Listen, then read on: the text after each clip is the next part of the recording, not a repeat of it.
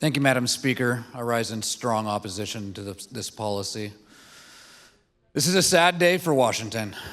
You heard from the gentleman from the 15th about how the people of Washington just don't trust the promises that are made by the state, especially when it comes to taxes. This bill, in the intent section, talks about how it's going to only tax millionaires and how it's going to fix health care, education, and other social safety programs. However, the actual meat of the bill does nothing to directly address any of those other than saying that there's an income tax on everybody with a $1 million standard deduction. Several amendments were voted down today that would have actually put into statute that these deductions, this $1 million standard deduction, would not be lowered. Also, there were several amendments that would have actually taken affirmative steps to address Medicaid reimbursement for providers. Put 50% of this new revenue into schools that are suffering.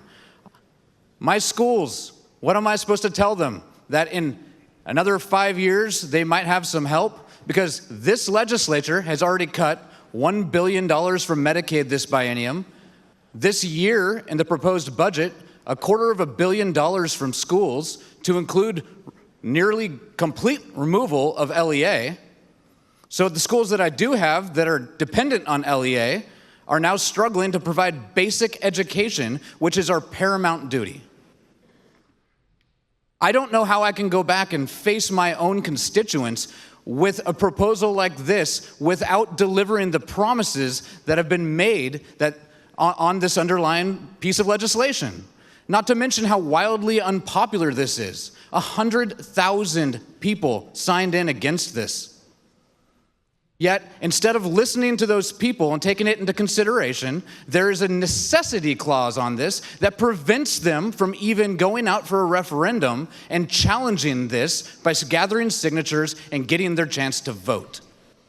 And that is before we even talk about the constitutionality of it. It is blatantly, on its face, unconstitutional.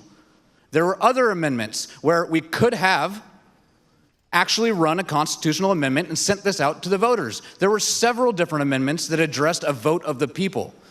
But the people that have been opposed to this not only don't feel like their voice was heard, they see the joy about new taxes, and they see no objective benefits. This is a dark day in Washington's history, and this is never going to go into effect, and we have lost the trust of the people.